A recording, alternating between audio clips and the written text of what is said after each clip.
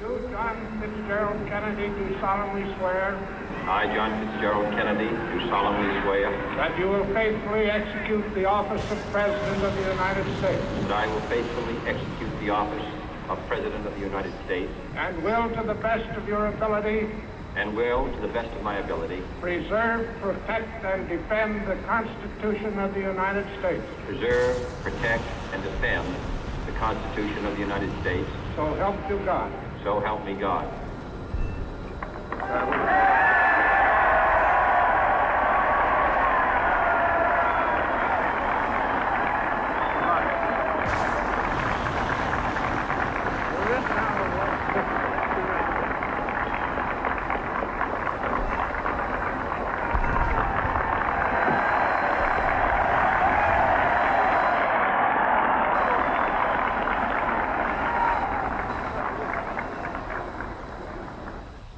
Vice President Johnson, Mr. Speaker, Mr. Chief Justice, President Eisenhower, Vice President Nixon, President Truman, Reverend clergy, fellow citizens.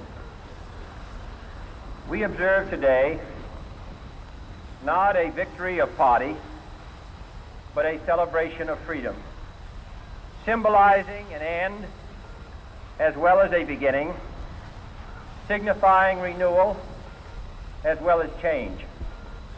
For I have sworn before you and Almighty God the same solemn oath our forebears prescribed nearly a century and 3/4 ago. The world is very different now, for man holds in his mortal hands the power to abolish all forms of human poverty and all forms of human life. And yet the same revolutionary beliefs for which our forebears fought are still at issue around the globe. The belief that the rights of man come not from the generosity of the state, but from the hand of God. We dare not forget today that we are the heirs of that first revolution. Let the word go forth from this time and place to friend and foe alike that the torch has been passed to a new generation of Americans born in this century, tempered by war, disciplined by a hard and bitter peace, proud of our ancient heritage, and unwilling to witness or permit the slow undoing of those human rights to which this nation has always been committed and to which we are committed today at home and around the world.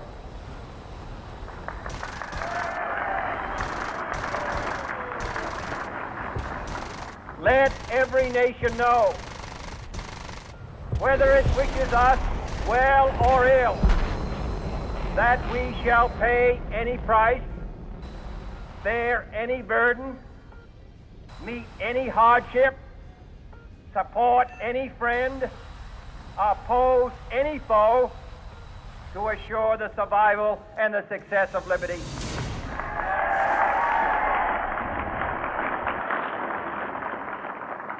This much we pledge and more.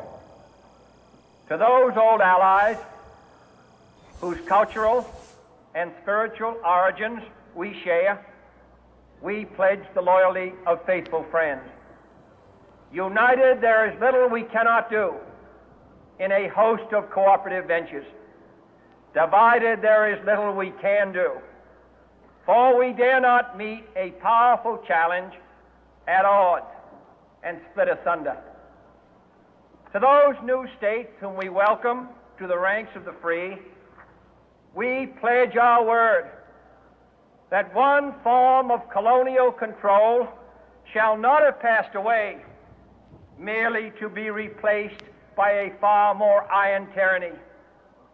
We shall not always expect to find them supporting our view, but we shall always hope to find them strongly supporting their own freedom, and to remember that in the past, those who foolishly sought power by riding the back of the tiger ended up inside.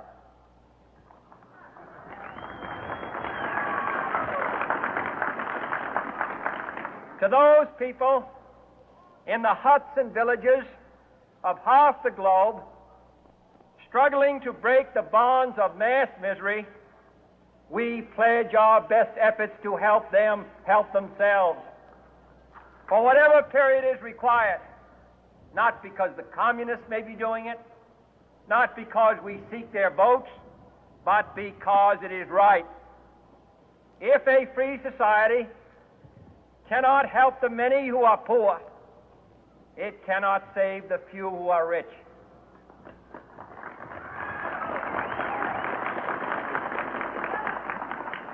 To our sister republics south of our border, we offer a special pledge to convert our good words into good deeds, in a new alliance for progress, to assist free men and free governments in casting off the chains of poverty. But this peaceful revolution of hope cannot become the prey of hostile powers. Let all our neighbors know that we shall join with them to oppose aggression or subversion anywhere in the Americas. And let every other power know that this hemisphere intends to remain the master of its own house.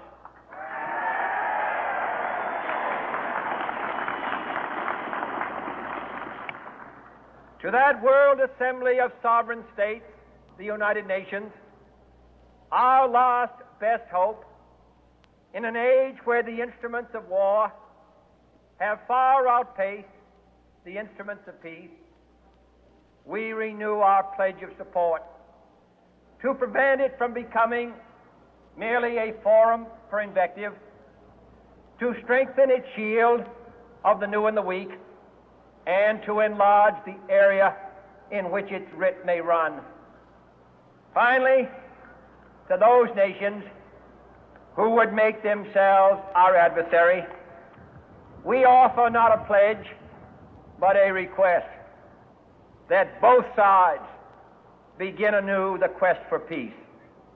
Before the dark powers of destruction, unleashed by science, engulf all humanity in planned or accidental self-destruction, we dare not tempt them with weakness, for only when our arms are sufficient beyond doubt can we be certain beyond doubt that they will never be employed. But neither can two great and powerful groups of nations take comfort from our present course, both sides overburdened by the cost of modern weapons, both rightly alarmed by the steady spread of the deadly atom, yet both racing to alter that uncertain balance of terror that stays the hand of mankind's final war. So let us begin anew, remembering on both sides that civility is not a sign of weakness, and sincerity is always subject to proof. Let us never negotiate out of fear, but let us never fear to negotiate.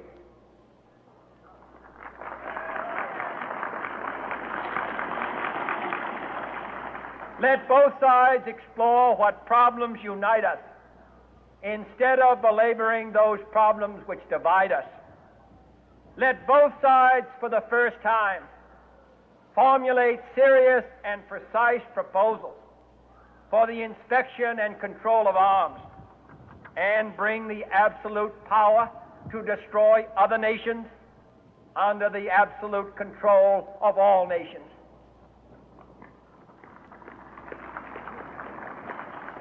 Let both sides seek to invoke the wonders of science instead of its terrors. Together, let us explore the stars, conquer the deserts, eradicate disease, tap the ocean depth, and encourage the arts and commerce. Let both sides unite to heed in all corners of the earth the command of Isaiah to undo the heavy burden and let the oppressed go free. And if a beachhead of cooperation may push back the jungle of suspicion, let both sides join in creating a new endeavor, not a new balance of power, but a new world of law, where the strong are just and the weak secure.